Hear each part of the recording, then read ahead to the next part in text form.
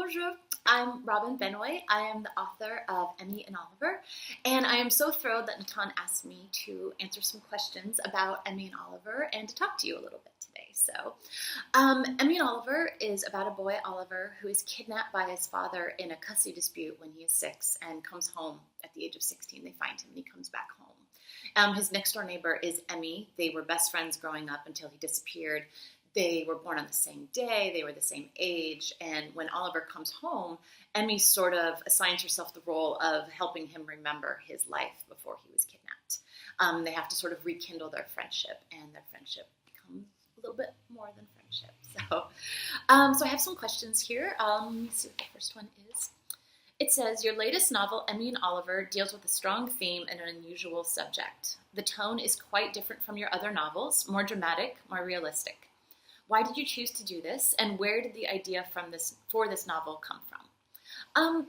I don't think I chose to make it more dramatic. I think sometimes as an author I only have so much control over what happens with my characters and where their stories go, and I think this was an idea that really intrigued me. I really wanted to follow the path of Emmy and Oliver and their families and sort of see where it went. I got the idea because I read an article in The Guardian, the UK newspaper, about international abductions, about parents who kidnapped their children in custody disputes and took them to another country entirely. So, I sort of fell down the rabbit hole of reading articles, and that's where the idea sort of sprung from. But it took a while to research and learn a little bit about.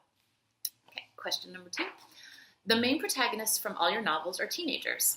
This is true. Why is this very specific time of life so important to you? I think no matter who you are, you remember being a teenager with very strong emotions, for better or for worse.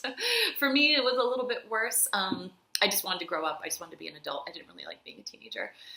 Complete opposite, from my very best friend growing up. She loved being a teenager. But I think there's just something about that time in your life where you just feel things really strongly. Like you even if you don't express it, like your feelings are very big and your emotions are big and they vary, and you're falling in love for the first time, you're driving a car for the first time. Like as a writer, I can tap into that because I remember what that feels like to feel that way, but also too, I think it's fun to see where those stories go. I think as a writer, they give me a lot of material to work with. So, and I don't know, you guys are fun. Teenagers are always funny. Number 3, do you have a routine when you write? Music, time of day, or specific place or room? Well, you're looking at it. This is my apartment. It's also my office. I work really well from home. I like being home. I'm a total homebody. I like hanging out in my yoga pants and pajamas and writing. I definitely listen to a lot of music as well. I always make playlists for my book. Emmy and Oliver is no exception. I put a playlist on Spotify. I just listen to a lot of music when I work, and I put on these really big headphones. I look like some DJ, at a club. And my dog actually gets very upset with me because I'm working. I have these big headphones on. I can't hear him. And so he starts barking at me. And that's what it's like in a day in the life of working with me. Angry dogs and loud music. So, the final question. Are you already working on your next novel? Can you tell us anything about it? I can tell you a little bit about it. I haven't said very much about it so far. It's about 3 siblings, I can tell you that. 3 narrators, 3 points of view. And the middle sister is Grace, and she's 16, and she gets pregnant and puts her baby up for adoption. And it follows her path in not only doing that, but also wanting to find her own birth mother, because Grace was adopted as well. And I just really wanted to explore the idea of what does it mean to have a sibling, and what does it mean to be a sibling, and how are those connections formed? Is it time? Is it emotion? Is it a bond from birth? Is it love? Like, what makes your family?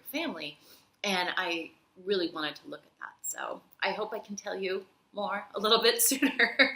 But for now, that's all I can really say. But I just, it was the hardest book I've ever written, but I'm very, very proud of it. So that's pretty much it. So thank you so much for having me. I hope you enjoy Emmy and Oliver, and hopefully we can talk soon.